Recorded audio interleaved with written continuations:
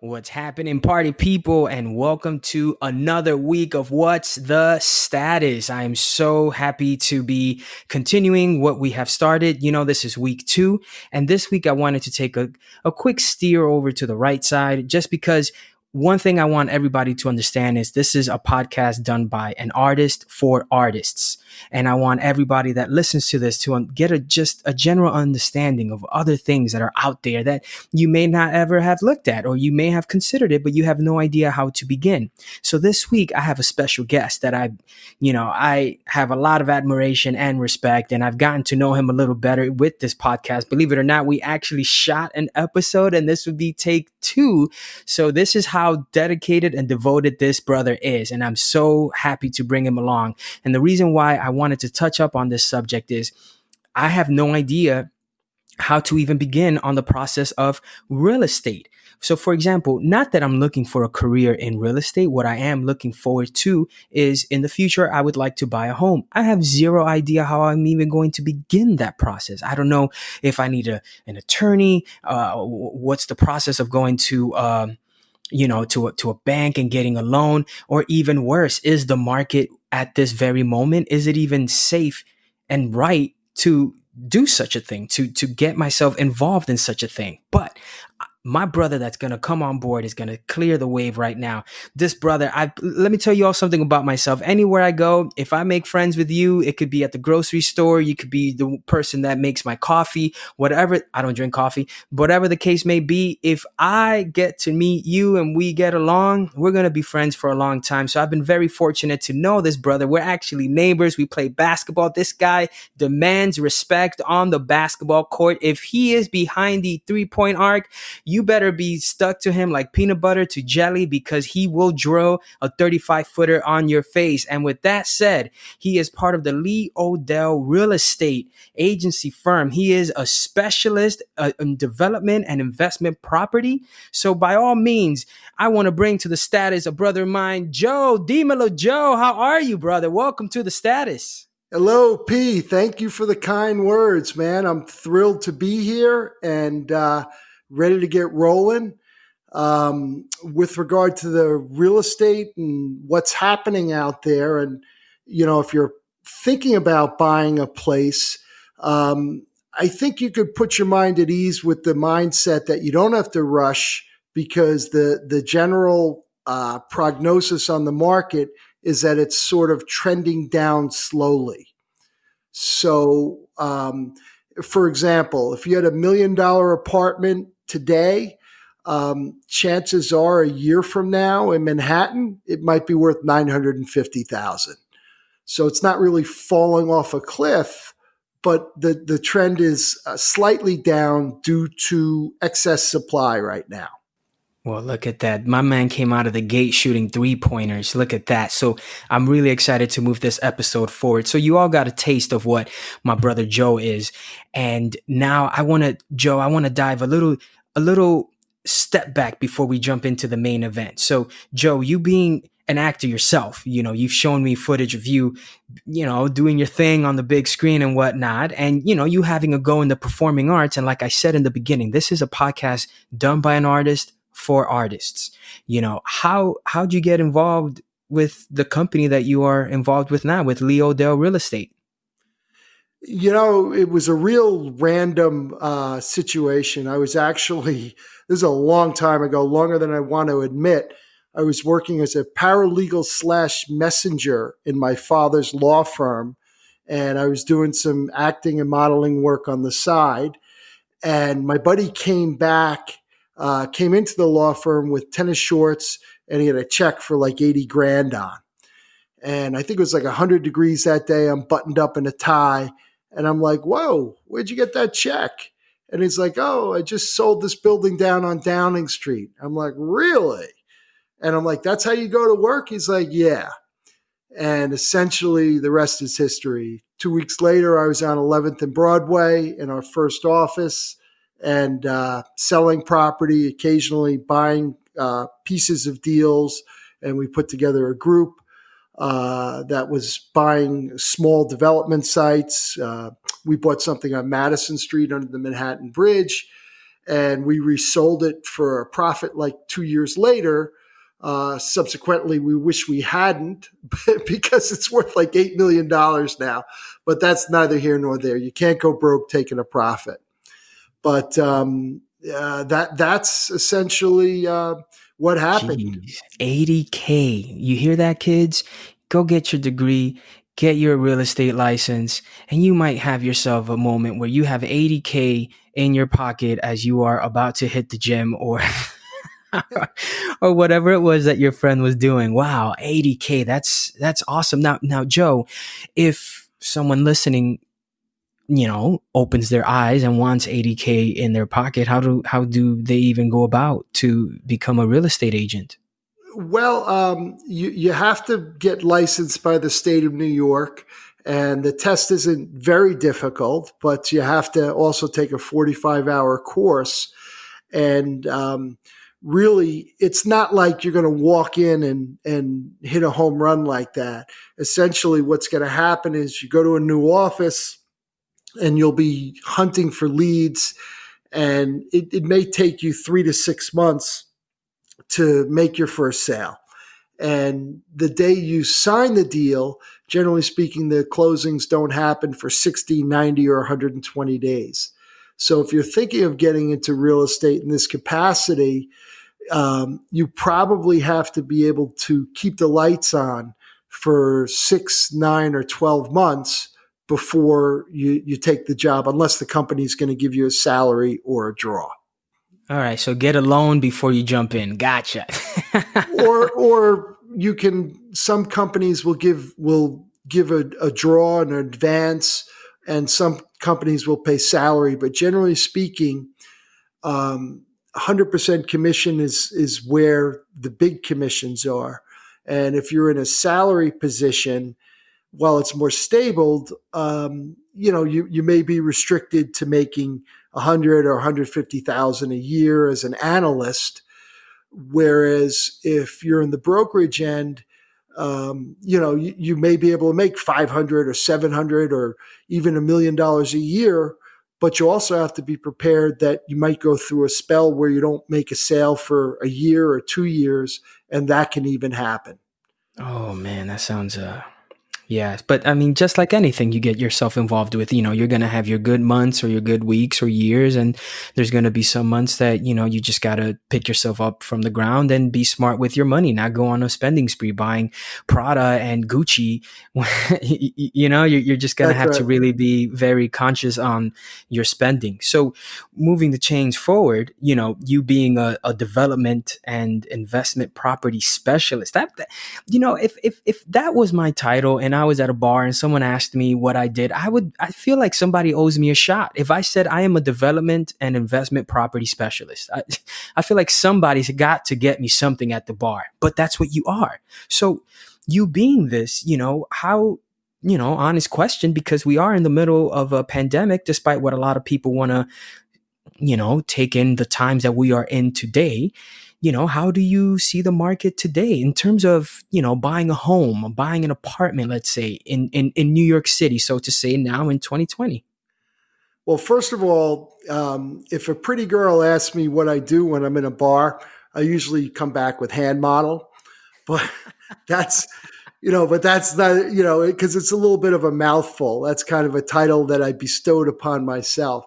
But essentially, it was derived from the fact that over the years, I've sold a lot of development sites in Manhattan, as in vacant land or vacant buildings. And essentially, what you have is, let's say you have a 100 by 100 lot, then you also have a zoning. So if the property's 10,000 square feet of footprint, the zoning dictates how many times the lot size you could build. And that's called the floor area ratio. So the zoning could be 5 or it could be 10. If it's 10, you could build 100,000 square feet. And getting back to your question in terms of where the development sites are going, the general consensus is that the trend is downward right now just because of all of the uncertainty. And Uncertainties in regards to we're uh, in a recession or w- just people aren't making enough money? several things. There's also a supply end. If you look on 47th and 11th, they're building a beautiful condominium there. But there's thousands of vacant condo apartments. And they restricted some of the foreign investments through the EB5 program. So for that reason, the condo market isn't the trend is sort of it's not falling down at an alarming rate, but it's a gradual decline. And so, if you're thinking of buying an apartment, the best advice I could give you right now is take your time, unless you see a place that you really love, and save a lot of money so you can put down a larger down payment.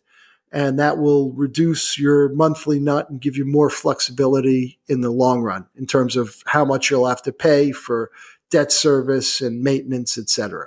All right, so that's cool, but there's one thing that I want to also ask you, because if for example, today I saw a listing for an apartment that is for, I think it was for $1.5 million. How would I don't have I know it's like 10%, so I would have to put $150,000 or so as a down payment. But like, if I wanted to get a loan, how does the bank coming along and me getting a loan and putting a down payment, like how does that all of that go, and how do they all work together? Well, essentially, they will acquiesce to a 10% down payment if you have excellent credit. And depending on how good your credit is, if your credit is mediocre, they might ask you to put 20% down and only serve a mortgage that's 1.2 million with 300,000 cash. So having sterling credit is a big plus in that scenario. And essentially, you go to a bank, and if you have good credit, hopefully they would lend you 90% of the purchase price. But in this market, generally speaking, banks are pulling back a little bit. And I would say it's a little bit more difficult to get 90% financing.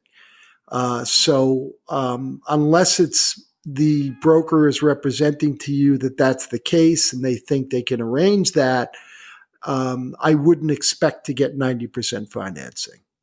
Wow. So if I'm understanding this correctly, I would go to the bank checks my credit, the bank gives me whatever I can get, and then I go back now to the real estate agency, let's say you, and now I have this money that I give you, but then I would end up just be paying the bank as far as like the remaining balance, correct?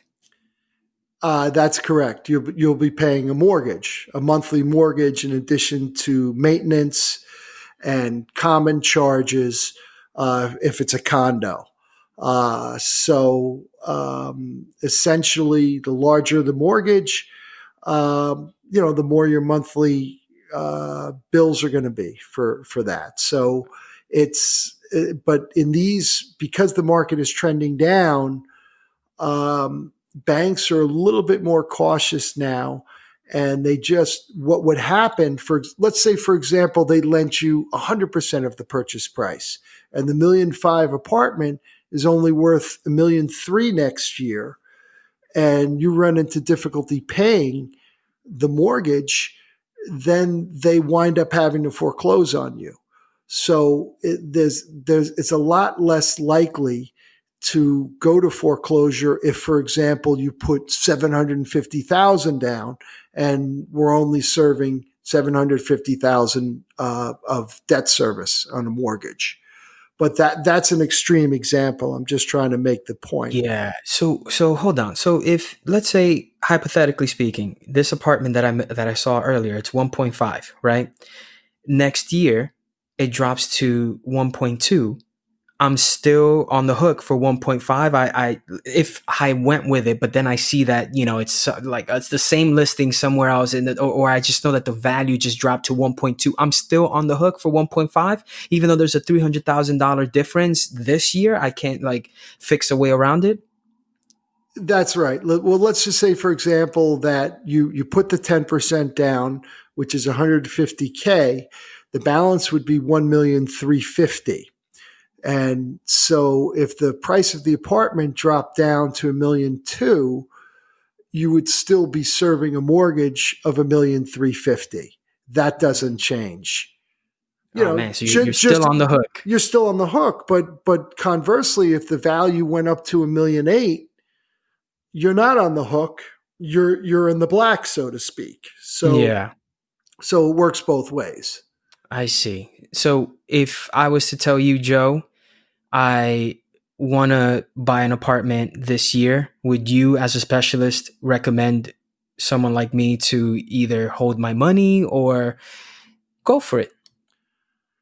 I would say I would recommend to bide your time, take your time, save your money, and keep one eye out. And if you see something that's you really love, because that's the most important thing, you want to buy a space that you love, and then time will pass and it will appreciate in value. But if you're looking to buy it this year for 1,500,000 and sell it next year for 1,900,000, that's not the right mindset. The mindset is when you find the place you love, the location, the building, um, then you take the plunge and everything works itself out. But there's no mad rush to do so because the market is it's stable on a slight downward trend right now. I So, see. so my advice to you would be save as much money as you can and look with one eye. And, when I say there's a lot of uncertainty out there, they're talking about a second wave with COVID, with the cold weather. A lot of people have still left New York, and that's also adding to the glut in supply for these condos. So everything really hasn't been normalized yet. We're still sort of halfway in this pandemic. It's a weird type of hybrid holding pattern, but there's certainly no need to rush to buy. Copy that. I want to remind everybody that we are recording in New York City, and it just so happens that this evening in particular, there's a lot of action going on. So if you guys hear all types of things that's not coming from myself or Joe, keep and bear in mind, we are in New York City. And on that note, Joe, you're a person that keeps up with current events and, politics to an extent. And being that this whole podcast episode is about real estate and investment and whatnot, we are in an election year. We did lose, a Supreme Court justice. So, if there is, after this episode airs, if there is a Supreme Court justice nominated and whatnot, or, further down the road, we have a new president or Donald Trump continues to be the president. Does that, does that take a sort of precedence, or does that affect the market in some way, shape, or form?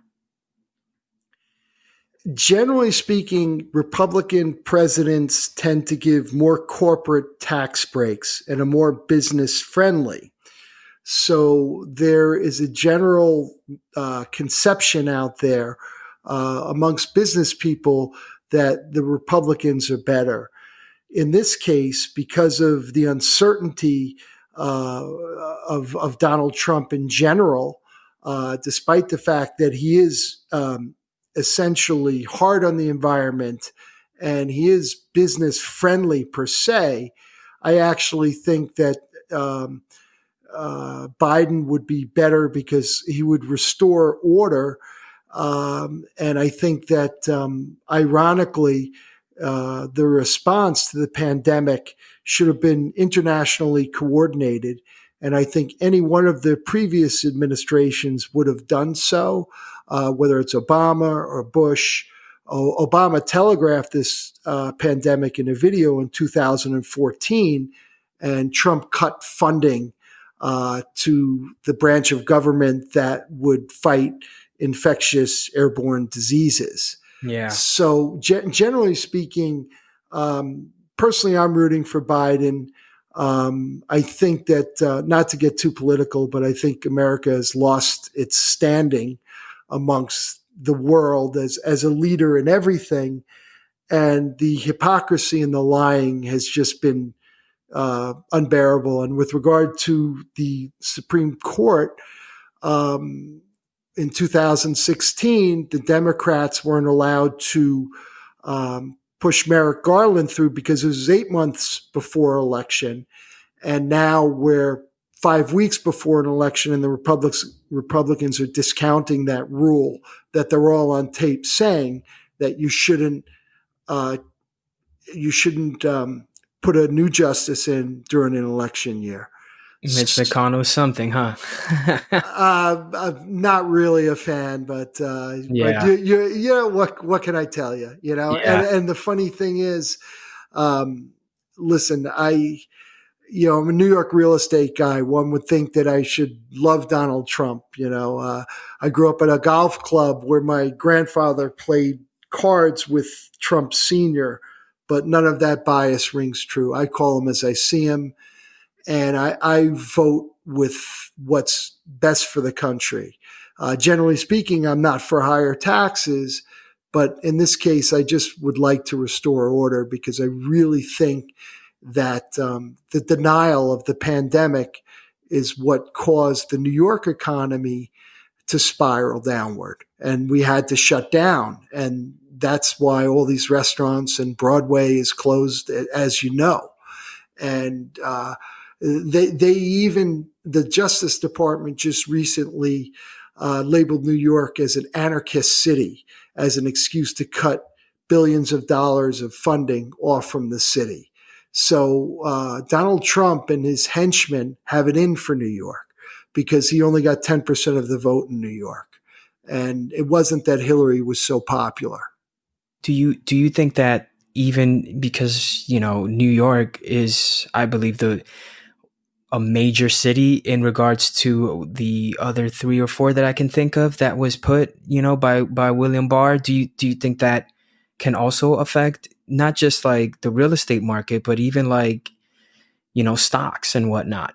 Well, it could, when you cut off funding and they have to furlough sanitation workers and you see the garbage cans overflowed on the corners, it's a quality of life issue, and it does affect real estate prices. And a lot of people with kids are saying, what do we need this for? And this being Manhattan.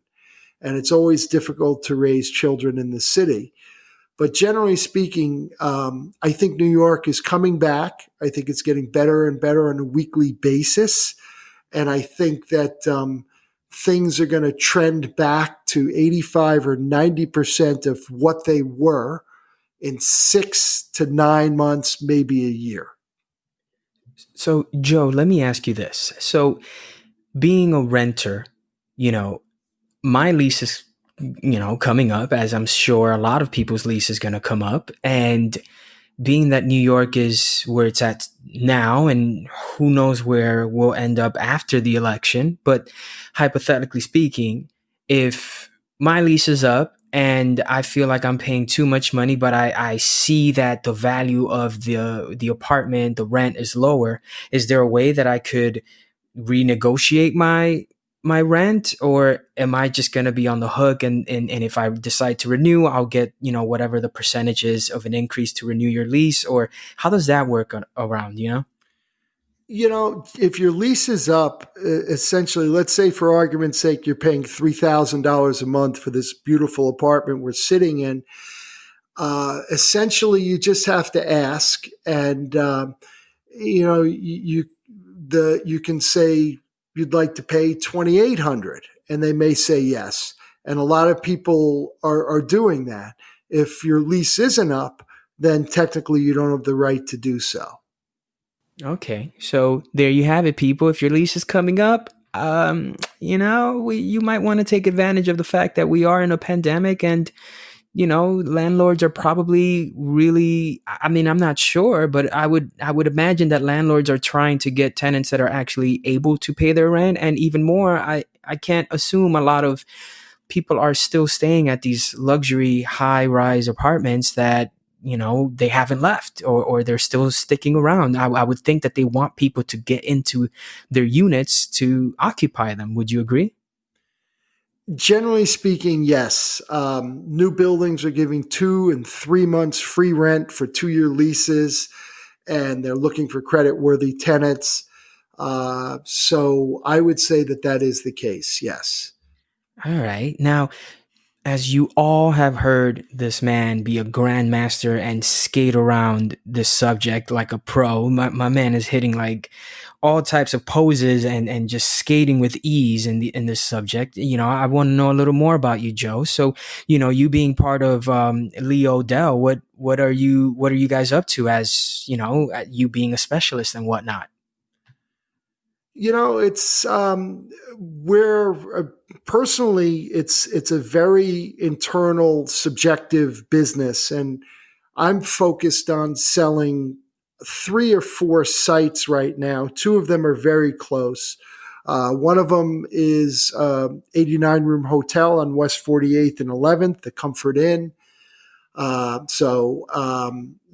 is an office building on East 26th between 3rd and Lex. A third site is an office building. I'm sorry, a restaurant building on 24th and 7th.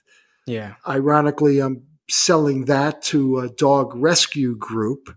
So I didn't expect that.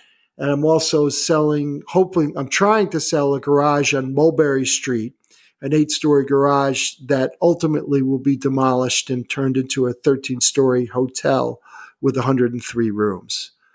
So those four things are taking up about 70 or 80% of my day. And then the balance of the day, I freelance. Wow. So that would be a day in your life. You wake up, handle phone calls, and just what, like, make a pitch to these people on why they should buy the unit or the lot that you're selling. You really don't make a pitch. You more like shine a flashlight on it. And when you bring it to the right entity, then they do all the rowing and they come to you.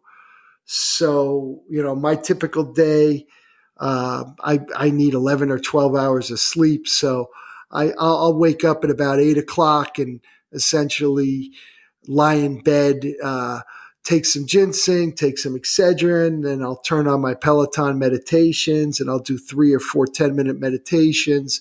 Then I'll step outside for a quick run because I like to get out of the house. And then I come back in and I'll sit at my desk and start work per se, a little later than most would in my industry. Now I see why actors are real estate agents, and real estate agents are actors. You have the liberty of stepping out and doing your thing, and this all makes sense. Now, Joe, I've kept you for a while now, and we have a segment with here at What's the Status podcast that I'd like to give the microphone over just to you, and basically, like, based on everything we've spoken about when it comes to like the market, and real estate, buying a home and whatnot, this is the moment that, you could either give a very commanding monologue or quote and just leave people that are listening with this message that they can take with them, and as well as your contact information if anyone wants to reach out to you and whatnot. And I give you the floor, Joe. Take it away. Okay, well, if anyone's thinking of buying an apartment, I would say take your time, don't rush, save your money, and the stronger your finances are, the more you'll be in a position to make a move when you find the place you love. Which, when you see it, you'll know it. And so, my advice is not to rush. But generally speaking, um, I think New York is the celebrity. And so I think that New York will always be the top city in the world, and it's getting better and better on a weekly basis. So in that sense, I think we'll see some normalcy in the months ahead. And if anyone has any questions, they can email me at joegenovese@leodell.com. That's GENOVESE at LEEODELL.com. First name Joe. As always, I've really enjoyed talking to Pedro. He's quite an assailant on the court himself. My man just hit it out of the park. I love it. Thanks for the plug. Listen, Joe, I can't thank you enough. Thank you so much for donating your time and even more importantly, giving your knowledge, your input. I hope that everybody that tuned in really takes this in, because, you can rent for as long as you want, but at some point, all of us want to be the owner of a home and whatnot. So hopefully this inspires you and you understand a bit of the business a little more. And, who knows where your dreams and your endeavors will take you. On that note, this is week 2. Expect week 3 next week. And we are What's the Status. Thank you all so much for tuning in. Have a good one. Be well. For more on What's the Status and to stay up to date, make sure to subscribe and follow us on Instagram and YouTube at What's the Status Podcast. Also, feel free to reach out via email at what'sthestatuspodcast@gmail.com.